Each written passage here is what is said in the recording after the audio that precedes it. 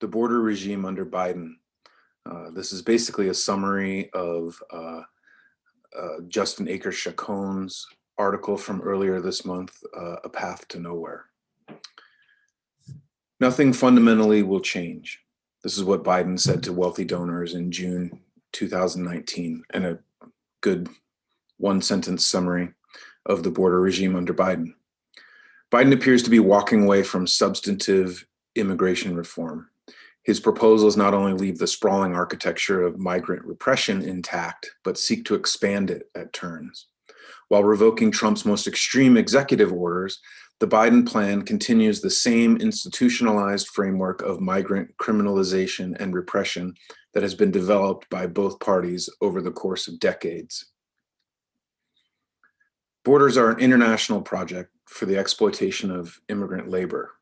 They're also a bipartisan project, a historical project, multi-generational that has spanned many administrations. It's a bit bigger than all of them. An imperial and capitalist project, a colonial project, and as not only for the exploitation of immigrant labor, but for regional military control, for economic and political domination, and more. While there are managerial differences between the Democratic and Republican parties, there are larger underlying agreements that make the system function. The Republican Party is more exuberant and unrestrained in its management of the capitalist state and its execution of imperialist objectives. The Democrats are more like the good cop in a violent interrogation than an actual opposition party. This cycle of state management has become increasingly dysfunctional. The current neoliberal crisis has provided the conditions for social polarization, including a portal for fascist and far-right politicians and movements to broach mainstream politics. Prolonged economic crisis and social polarization combined with intransigent opposition from the right and acquiescence by the Democrats will likely lead to another era without reforms, more misery for migrants and refugees, and the advance of the far right. As with police reform, immigration reform does not shrink, but grows the repressive apparatus. For instance, in the 2013 Senate Bill S-744 included a so-called path to citizenship, alongside a massive expansion of migrant detention capacity and a massive increase in the budgets for ICE and Border Patrol. And that path to citizenship really meant 8 to 10 years of indentured labor under conditions of non-citizenship for most migrants. Bipartisanship means the whole capitalist class is arranged against us. The US border regime is a project decades, if not centuries, in the making. Since Bill Clinton's first term in 1992, the Democrats abandoned legalization and deployed enforcement-only immigration policies. Clinton also built the first significant iteration of the border wall then. In 2006, millions of immigrant and migrant workers deployed strikes, protests, and boycotts to demand a direct transition to citizenship without criminalization. Bush, in turn, repressed the movement, expanded the border wall, increased funding for ICE and the Border Patrol, and unleashed ICE to conduct raids and deportations. In 2008, despite a supermajority in Congress and popular support for another amnesty, Obama punted on first down at the goal line. He announced he wouldn't pass immigration reform without Republican support. The Republicans used their obstinance to reform as a blunt force weapon against the Democrats and to mobilize their far-right white supremacist base. 2012 Republican presidential candidate Mitt Romney campaigned on the far-right concept of enforcement through attrition, which intended to ramp up repression and cruelty to such a scale that undocumented people would, quote, self-deport. Obama won again and ended up also winning the title of deporter-in-chief. This bipartisan trajectory seeded the soil for today, including the permanent presence of an anti-immigrant white supremacist far right in US politics. Underwritten by border wall fantasies, Trump's election in 2016 was the result of decades of lesser evilism and the ratchet effect. Trump didn't represent a rupture, but an acceleration. He increased the power, impunity, and autonomy of immigration enforcement agencies to the point where they operate like states within states. Biden has already issued new orders that not only preserve, but expand powers granted to ICE by Trump. Biden's immigration plan. Announced on his first day of office, the bill would do some good things like end Trump's Muslim ban and eliminate Clinton's bans on re-entry for deportees. Bill Clinton. It provides new toothbrushes and cleaner cages for kids. It would also increase funding for ICE, Border Patrol, the judicial infrastructure, and the virtual wall. Biden's plan provides for a $4 billion investment for regional and security development.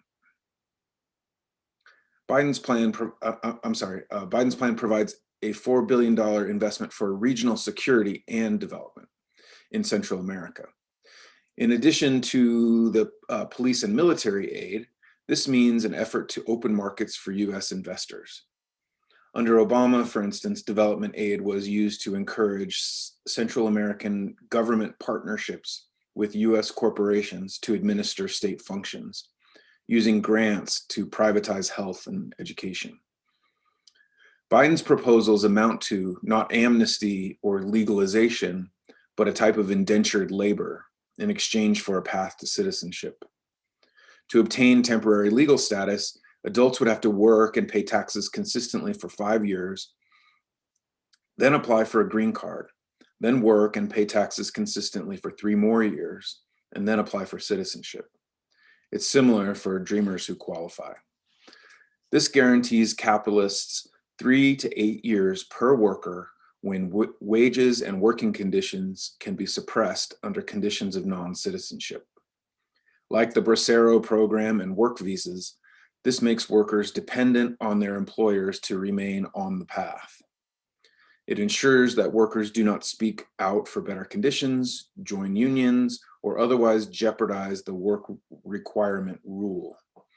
These guaranteed exploitative conditions will transfer billions of dollars of profit to US capitalists over the next decade. Capitalism depends on borders, militarization, and repression. Capitalism's dependence on the exploitation of undocumented labor and the bipartisan operation of imperialist policy provides a framework for understanding why Biden has no intention of dismantling border walls, closing detention centers, or defunding the DHS, or for that matter, of offering any meaningful legalization.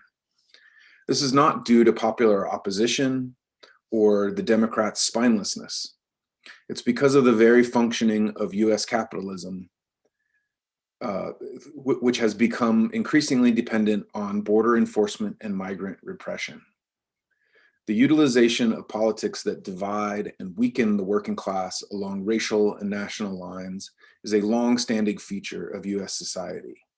By trapping millions of workers in conditions of criminalization and segregation through non-citizen status, immigration enforcement depresses their wages, working conditions, and living conditions. It also undermines resistance and organization, union or otherwise. I want to highlight a quote from Justin Akers-Chacon's "No One is Illegal" that explains the real function of border enforcement. To fully open or close the borders would have a deleterious effect on profits, since the former would enable equalization of rights for workers, and the latter would restrict businesses' access to both necessary labor and necessarily cheap labor. The result is that immigration policy contains mechanisms for both labor importation and deportation. Class-conscious capitalists realize the need to disrupt and retard the process of class integration and class solidarity that ultimately enables immigrant labor to increase its negotiating power. This process gradually transformed the state apparatus into a mechanism through which labor would be provided and policed. Free trade is a continuation of war by other means. Justin's article defines free trade agreements thusly.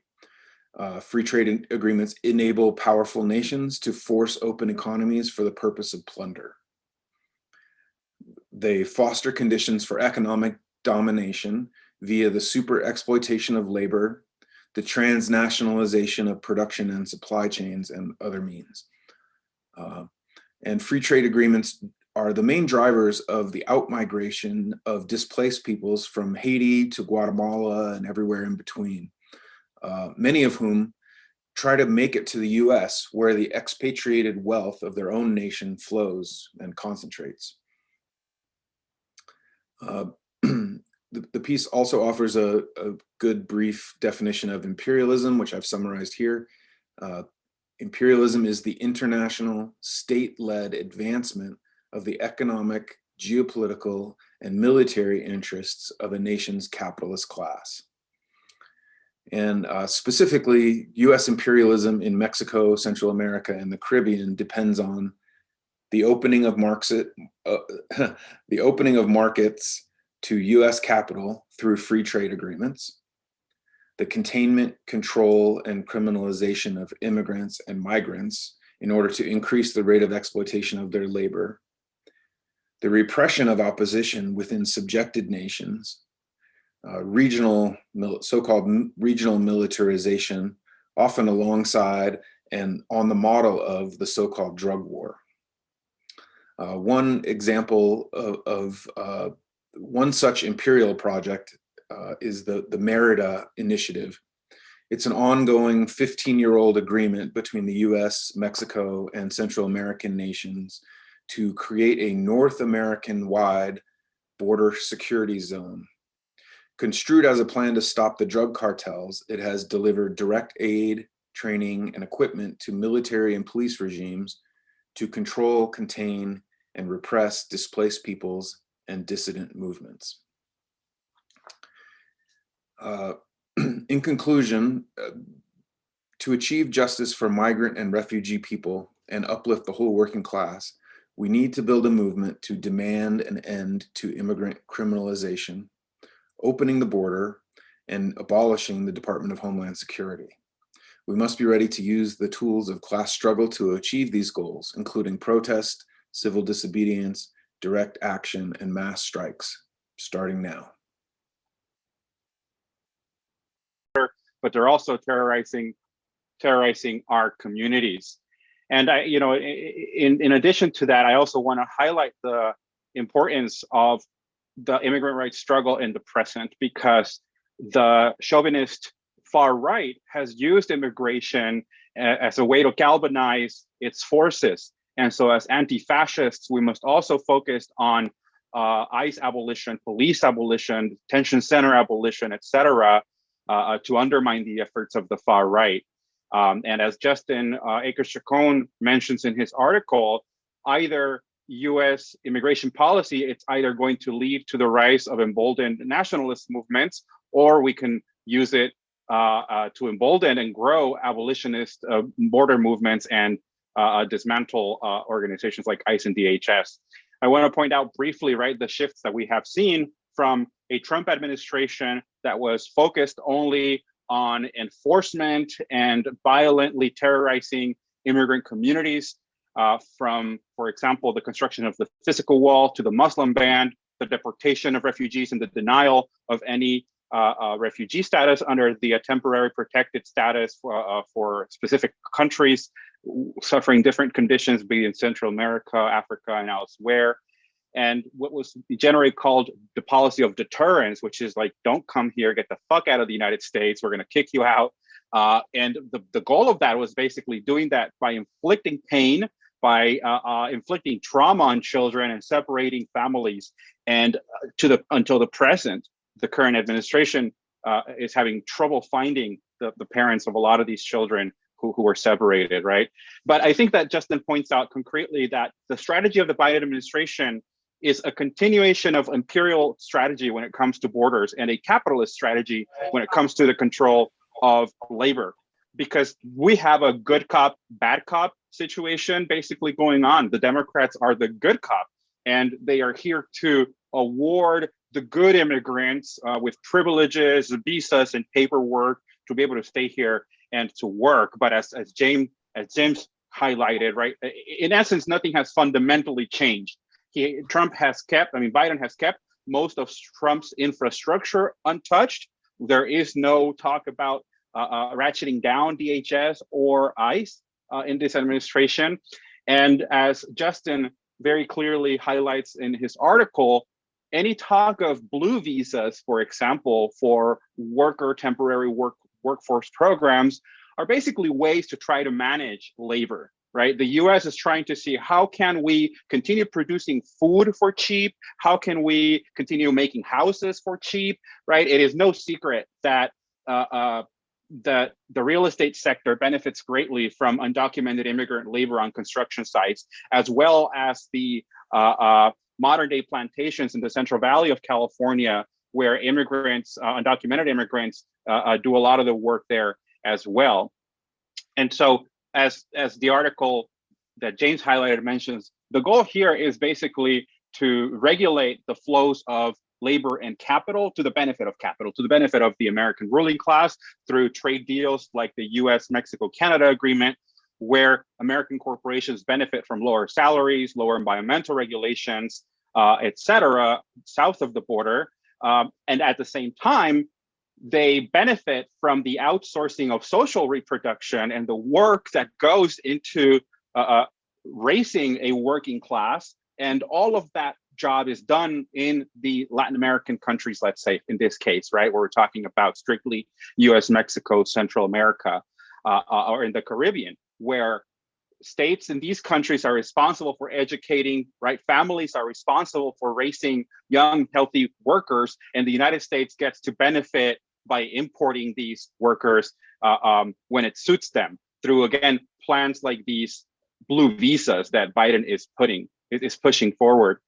And I think as James highlighted, right, we have a real problem here with the American left being constantly seduced by the politics of lesser evilism and liberal cheerleading. When Biden was coming in, for example, we had NGOs like Cheerla, which is an immigrant rights organization here, welcoming Alejandro Mayorkas. Alejandro Mayorkas, however, is the stereotype of that good immigrant or that good refugee. He's a Cuban American, and now he's at the head of DHS, which is one of the most militarized agencies in the federal government.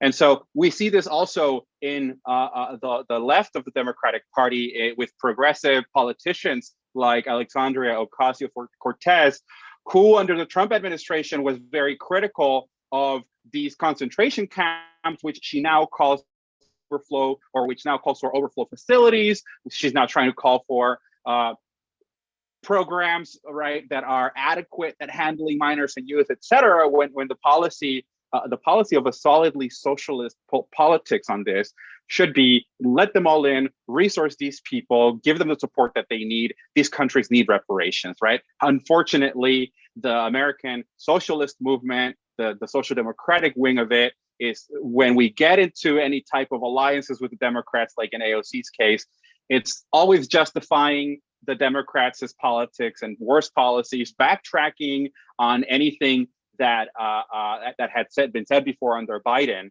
And now we have, in the end, right, the Biden plan criminalizes migration, basically. And as Justin says, we move from policies like amnesty, which is what the movement has been demanding, to militarization only through technology, for example, like the border wall and the militarization of a virtual border wall.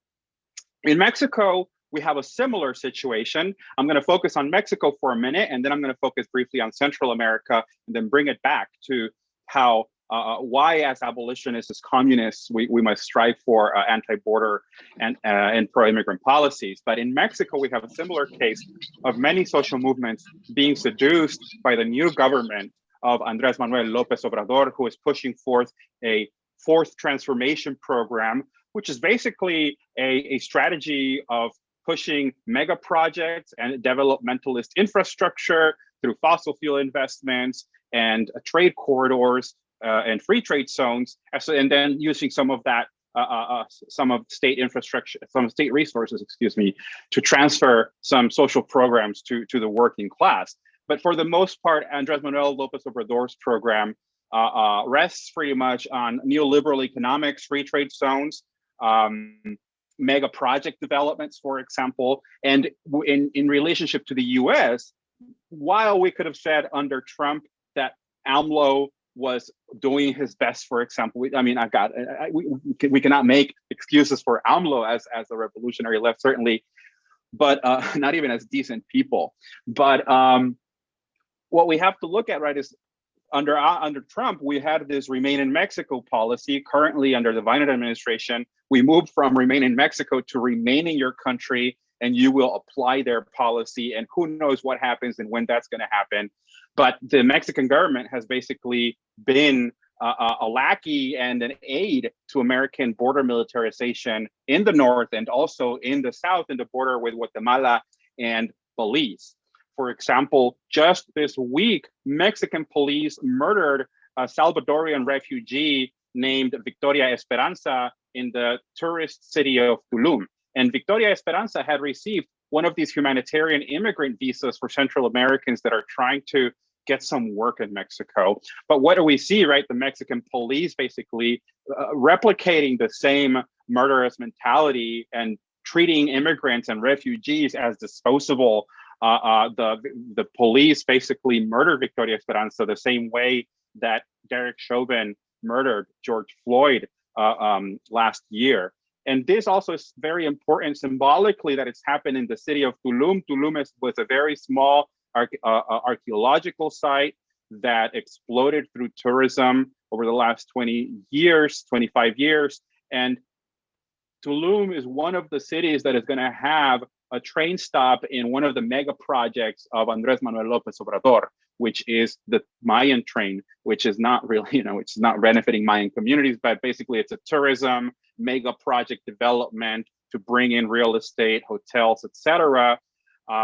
And Tulum is one of these cities that has been rapidly gentrifying. Tulum has seen a lot of development into the rainforest, racing down tracts of jungle, basically, for real estate developments. And with the completion of the Mayan train, if that goes through, and the government seems very intent on pushing that, this is basically going to destroy ecological reserves. It's going to continue to marginalize indigenous people, the environment, and privatize the land that has been kept in collective land agreements. How am I doing on time?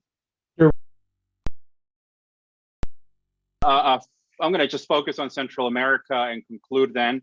I think that, as I've been saying, this is a very diversely geographic problem that we have. We must, of course, consider the American immigration policy and capitalist labor policies through a lens of imperialism, of course, right, through the whole region, whether it is Central America or the Caribbean.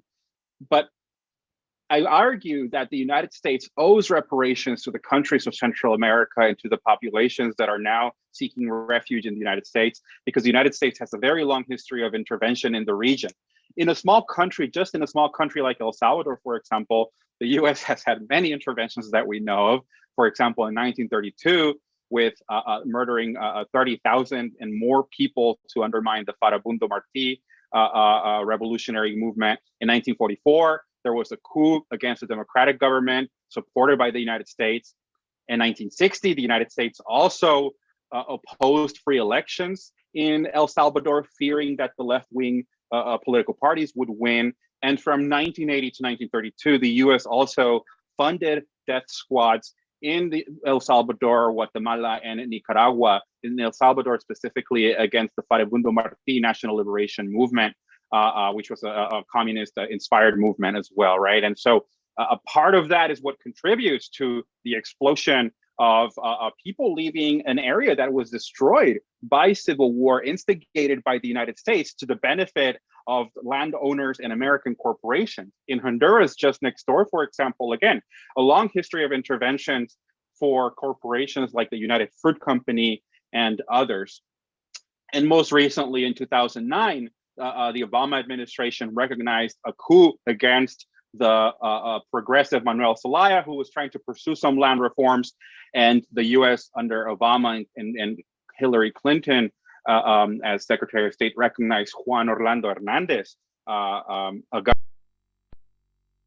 since 2009, but also that just recently, the brother of Juan Orlando Hernandez was went on trial and found guilty for channeling American aid, which basically a lot of the US aid to Central American countries is funneled to military and policing. That's really what that's what a lot of the US aid has gone to, not really development, not really social programs of any kind, but mostly militarization and policing. And Juan Orlando Hernandez's brother was found recently guilty of using the police to traffic cocaine to the United States, right? Classical failure at all levels of US foreign policy in the drug war, but also against immigrants. And so similarly in Cuba, Nicaragua, and Venezuela, we have on the other side, we have those good model refugees that whenever, as Justin highlights, whenever it's convenient for the United States will use a certain type of refugee to highlight its foreign policy. But on the other hand, right, what about Haitian refugees? What about El Salvadorian and Honduran refugees that are being denied entry into the country? So the US's immigration policy is tied to its imperialist aims. That's how we have to understand it. Similarly, Mexico's relationship to the United States is tied to Mexico's developmentalist aims, because the current government of Andrés Manuel López Obrador is trying to benefit from the decoupling and rivalry between China and the United States. And that is why AMLO is so intent on pushing all of these infrastructure programs and all of these free trade zones in southern Mexico. And AMLO is trying to convince the Biden administration to also support these free trade zones in Central America. Just to conclude, I want to again just echo what Jason is saying. Sorry, we have to support. We have to undermine, ICE and CBP. Which James, sorry, we have to undermine. We have to undermine the terror that these agencies are visiting upon our communities through demonstrations, opposing them through civil disobedience, blocking them through direct action and occupations, which was going on a few years ago. But also we have to re-intensify the boycotts against corporations that collaborate with ICE, CBP, and DHS. For example, No Tech for ICE initiatives were really promising. We must continue those, along with protesting politicians like AOC that are not advocating for ICE abolition, right? Kicking some of these, especially right-wing politicians as well, out of office, but also focusing on abolitionist, anti-fascist strategies as well. So I'll just close by saying, again, the Democratic Party continues to be bankrupt when it comes to immigration.